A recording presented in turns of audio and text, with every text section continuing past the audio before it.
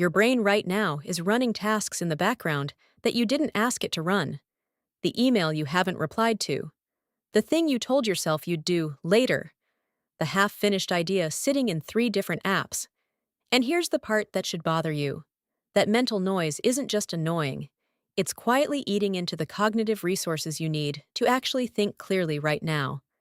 So in the next couple of minutes, I want to show you what's actually going on inside your head when it feels cluttered, why the standard advice almost everyone gives you makes it worse, and the specific thing your brain actually needs to shut the noise off. And I'll save the most counterintuitive piece for the end, because once you hear it, it genuinely changes how you think about all of this. Let's start with the thing almost nobody tells you about your to-do list. Most productivity advice sounds like this. Write your tasks down, and your mind will feel clearer. And that's not totally wrong. But it's missing the most important part of the research. Campo and Baumeister found in 2011 that unfulfilled goals continue intruding into consciousness unless individuals create a clear plan for completion. Notice what they said. Not just write things down.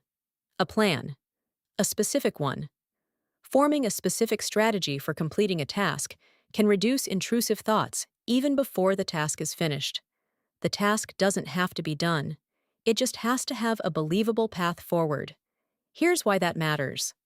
Unfinished goals caused intrusive thoughts during an unrelated reading task, high mental accessibility of goal-related words, and poor performance on an unrelated anagram task. So this isn't just a feeling of being cluttered. It's a measurable performance hit. Your brain is literally spending processing power on tasks you haven't planned for while you're trying to do something completely different. Think of it like RAM on a computer. Every open loop is a background process running, and the more of them you have, the slower everything else gets.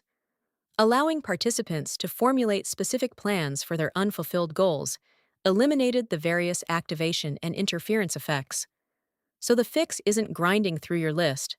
The fix is making a plan specific enough that your brain actually believes it. Vague intentions don't count. I'll deal with that later doesn't count. What counts is when, where, and how. That level of specificity is what tells your brain it's safe to let go. Now here's the part that trips most people up, and it's why so many people still feel cluttered even after they've written everything down. The problem isn't that you don't have a list. The problem is that you have too many lists. You've got tasks in your Notes app, tasks in your email, things scribbled in a notebook, reminders in your phone, and a few things just floating in your head because you haven't trusted any single system enough to hand them over. And here's what that does. Loops scattered across multiple places each stay slightly open, because none of those places feels authoritative enough for your brain to fully trust. Your brain only truly lets go of a task when it genuinely believes nothing is going to fall through the cracks. If you've got 5 different places something might live, none of them feel like the real home. So the loop stays open, all of them do. This is what I'd call credible delegation, and it's the reframe almost nobody uses. The open loop in your head doesn't close when you finish the task. It closes when you hand it to a system you actually trust. That's a completely different problem than just write it down.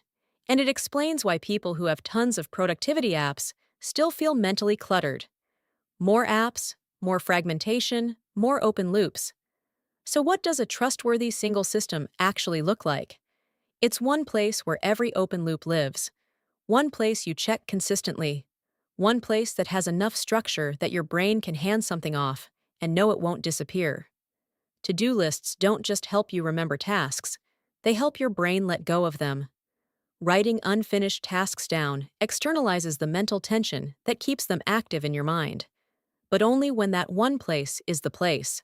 Not one of 5 places. The place. This is exactly why I've been using Notion for this. One workspace, everything in one spot. Tasks, plans, notes, projects. And because it's all connected, my brain actually trusts it.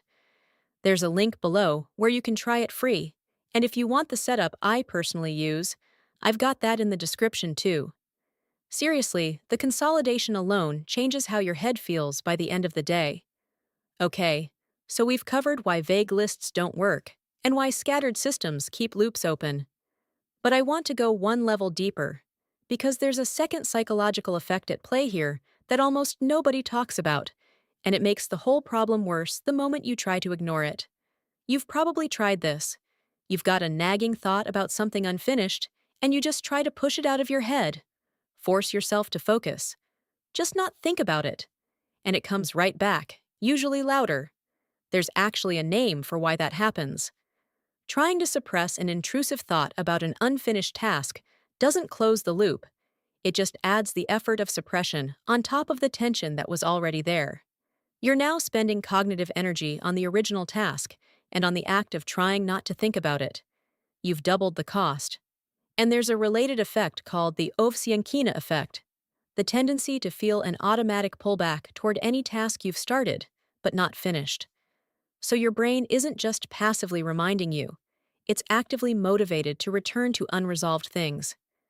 These are two separate forces working against you at the same time: intrusive thoughts pulling your attention away, and a motivational drive to go back. The only thing that neutralizes both is the same thing: a specific, credible plan in a system you trust. That's it. That's the off switch. Now, and this is the part I promised at the beginning, I want to flip the whole conversation for a second, because the picture here is more interesting than clutter bad, clear mind good. Here's something that almost no decluttering content ever mentions. Research highlights how fluid brain connectivity, as indexed by less segregated neural networks, fosters creative thinking. These findings from Ovando Teles and colleagues were published in the peer-reviewed journal Science Advances in 2022. What they found is that a more loosely connected brain, one where information bleeds across categories and associations form more freely, is actually better at real-world creativity. Creative thinking involves generating new and useful connections between seemingly unrelated concepts and remote associations broadly held in someone's semantic long-term memory.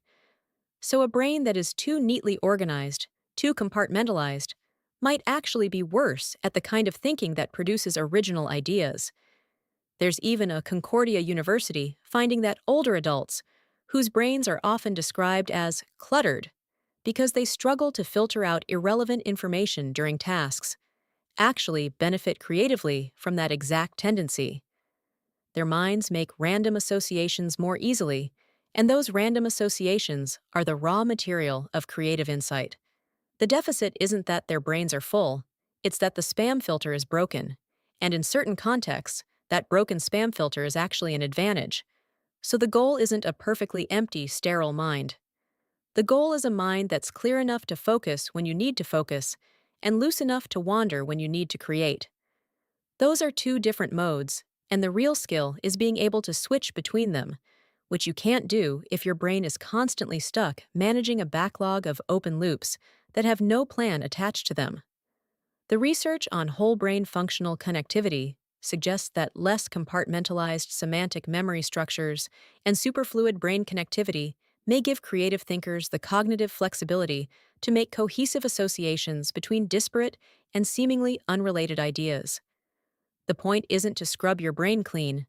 The point is to free it from the stuff that's stuck, the unplanned, unresolved, untrusted tasks, so the good kind of mental wandering can actually happen. So let's bring this all together. Your brain keeps unfinished tasks alive in working memory, and that costs you real cognitive performance, not just a vague feeling of being overwhelmed.